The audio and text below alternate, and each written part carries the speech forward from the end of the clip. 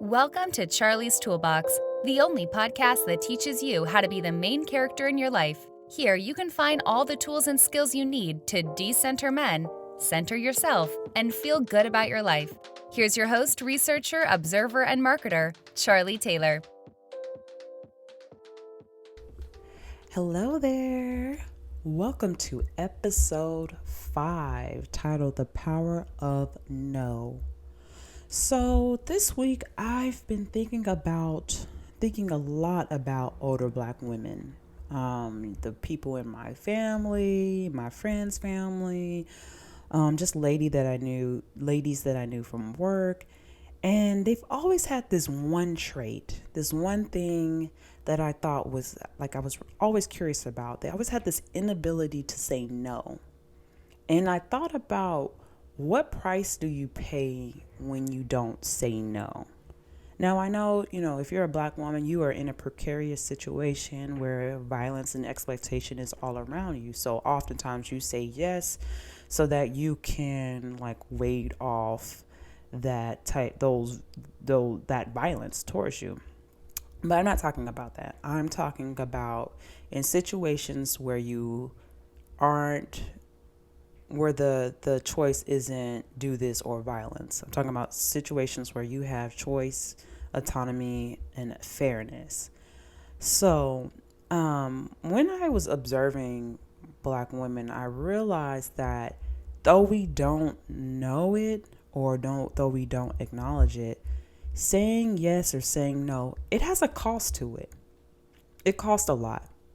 You wear your yeses and your nos on your body.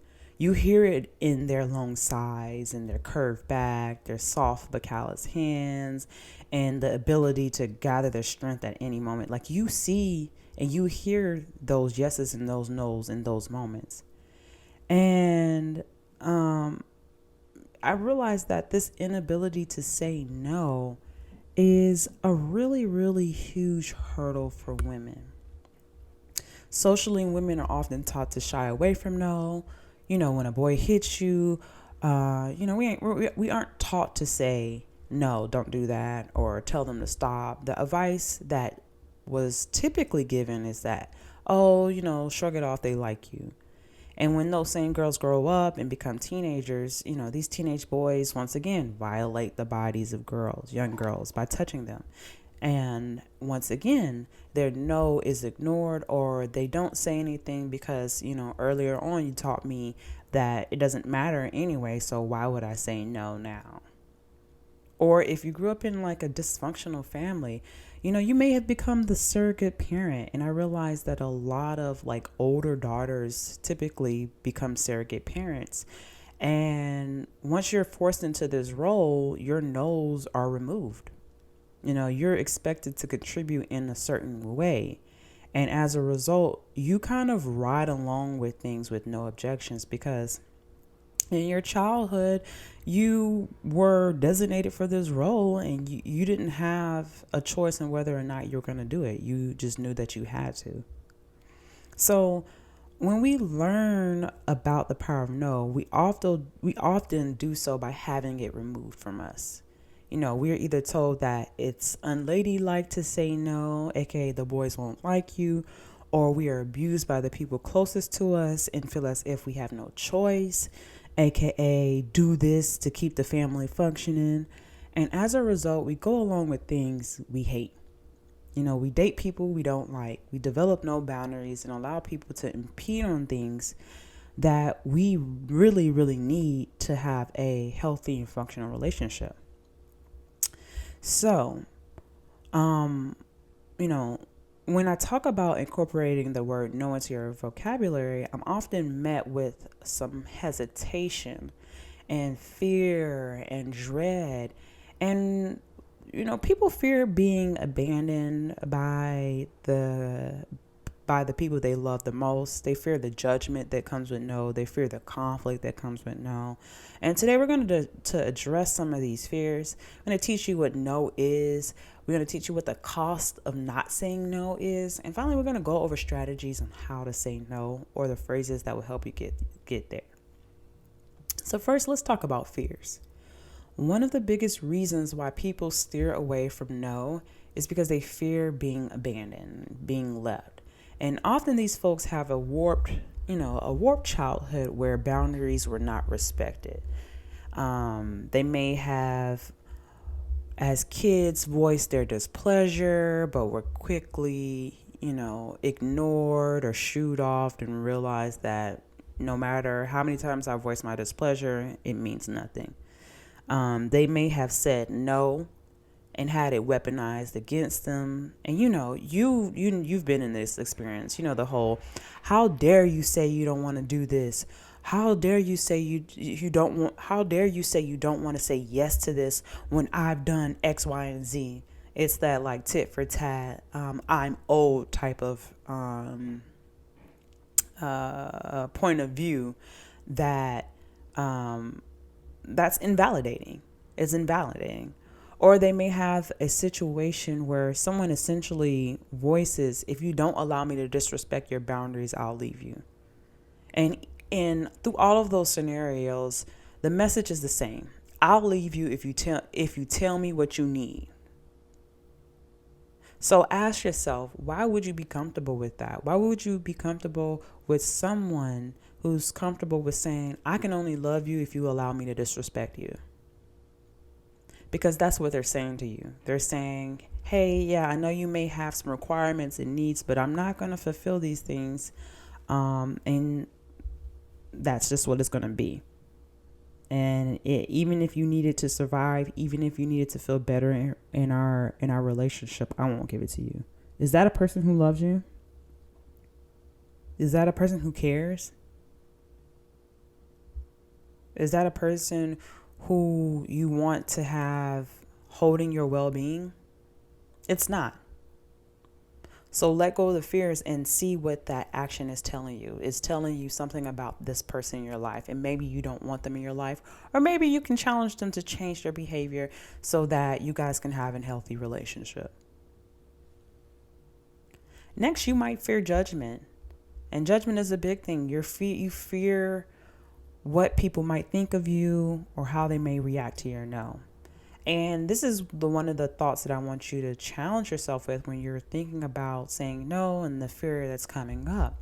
What you think of, what those thoughts that are coming from your mind after you create this scenario that may or may not happen around saying no. Those thoughts that you think about you, they come from you. They come from you. And if you think about it, if you say no to someone and they scrunch up their face, and if they don't vocalize what that means, you have no clue what they're thinking. You're really just making up an idea. You have an idea, you have an assumption, but you don't know if that's the truth. They could have scrunched up their face because their nose was itching at the same time. They could have scrunched up their face because they had to sneeze. They could have scrunched up their nose because they didn't like it. The point is, you don't know. You don't know what's going on in their mind. So when you're making these assumptions about what people are thinking about you or what judgments they're creating, it's coming from you. Those thoughts are coming from you because they haven't told you. They haven't said anything. So you are the person who thinks this, and you use certain circumstances to try and confirm it. So if I have low self-esteem and I already think that I'm a burden, when I say no, I'm going to automatically go to, oh, they're going to think I'm difficult because, I already think I'm a burden. And if you think about or look and examine your thought patterns, you'll notice that typically whatever you think or say to yourself that is negative to you is very similar to what you think others are thinking about you. They're very similar. And the reason being because those are underlying thoughts that you think about yourself. And you're just using this circumstance to confirm it. So remember or challenge those thoughts. So I'm going to give you an example of a scenario about judgment. So I said no to it, and this is just a hypothetical situation. I said no to an excursion that my friends wanted to go to. Like, we're going on vacation and they want to try out this new thing, and I don't really want to do it. Now, I think that they are going to think I am difficult and bitchy because I said I didn't want to do that. And if I had high self-regard, I might think something differently. I might think that nothing's going to come out of it because my friends respect my wishes and they are okay with doing the excursion without me. Or I may think maybe next time I'll try something else, but I just don't feel like doing it right now. However, I wouldn't jump to a negative assumption about myself. That's not my first thought. Because one, I don't know what they're thinking about me saying no. I just don't know it. I don't know it because they aren't saying it. And even if they're saying it, it may not be true because we've all seen people who say one thing and mean another. And number two, thinking badly about myself would not be my first option in this scenario. And that's what happens when you think about saying no and automatically jump to the assumption that they're going to have a negative reaction to it. Like, that's not going to be the first option that I'm going to think. They're going to have a negative reaction to my boundaries. That doesn't make sense to me. And if they do, so what? So be it. So remember that unless they say it or their body language blatantly shows it, those thoughts are coming from you. They're what you believe about yourself. And when you feel fear around a no, you have to remember the only thing a no does is create space for you, or it removes people who think you don't deserve a say in your life. And you don't want that. You want people who think you do deserve a say in your life. So what is a no? In the words of Oprah, no is a sentence. And in my words, it says, I have respect for my needs and myself. That's what no is. No is not negativity. It's not negativity. However, it can keep you away from certain joys, depending on how you use no. You have to find that delicate balance. According to Dr. Seals from Psychology Today, no is a moment of clear choice. When you say no, you are deciding that the circumstances aren't comfortable for you and you're going to opt out. And when you say yes, you're agreeing to those circumstances presented to you by those around you. Yes costs a lot. It costs time, money, temperament, personality, desire, energy, your mental health, your body, your reputation. So when you say yes or you don't say anything at all, you are simply giving away those things which aren't small. You're giving them, you're giving these big things away with ease. And saying no may be very new to many of us or many of you all, and that's okay. I am a big proponent. This is my favorite thing that I've learned in all of my life is that everything is a muscle. Everything is a muscle. Everything is a muscle. Your voice, you can improve it. It's a muscle. Your mind, you can improve it. A muscle. Your thoughts, a muscle. You can improve it. Everything is a muscle. So you can build strategies and you can build practices to train that muscles. And it may be hard at first, but, through these practices, if you continue to use them, it'll be a breeze. Just like when you're weight training, you may go up a weight and it may be hard at first, but once you continue practicing it, it'll become easy and then you're going to move up and up and up. So here are some of my strategies. I love a good thank you, but. A good thank you, but. You want them to consider you for other opportunities or outings, so lead with graciousness, but ultimately decline. Thank you, but I'm tired. I'd love to go, but I don't have the energy today because I've, worked so many hours and I can't give it to you. You push your point. I understand that you like X, Y, and Z, but I need fill in the blank with your point in order to do whatever it is that they're asking. Explain why. Sometimes people need an explanation and it's okay to give it to them. I can't do that, and here's why. One strategy I really want you guys to be very firm on is being inflexible with your no's. People will push and double down on it, and you have to be firm and say no still. Like, even though you want to change my mind, even though you're sounding very convincing, I'm going to say no because I just really don't want to do this and I'm tired. Some people are used to giving their ways, and you have to revisit that no multiple times. There is a strategy that was written by Dr. Howley from Psychology Today, and she stated that you can also remind yourself that you have to draw the line somewhere. If not here, where?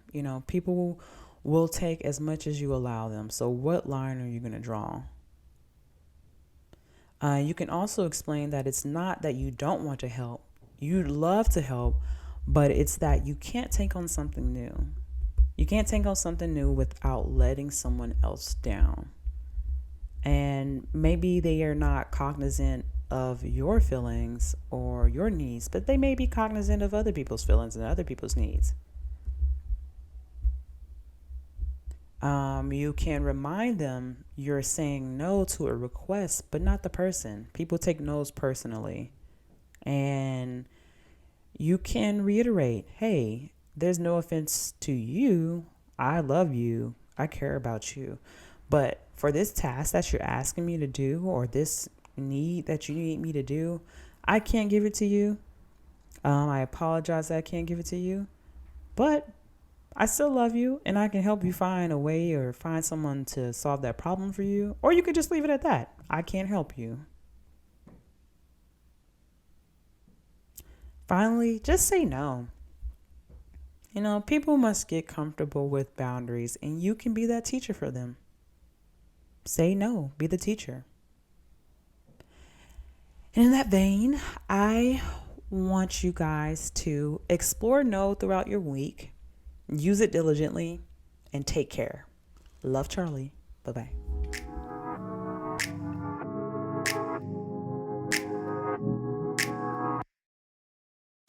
For show notes, be sure to check out charliestoolbox.com. Follow Charlie on Twitter, Instagram, and Facebook at Charlie's Toolbox. Thanks again for listening to Charlie's Toolbox.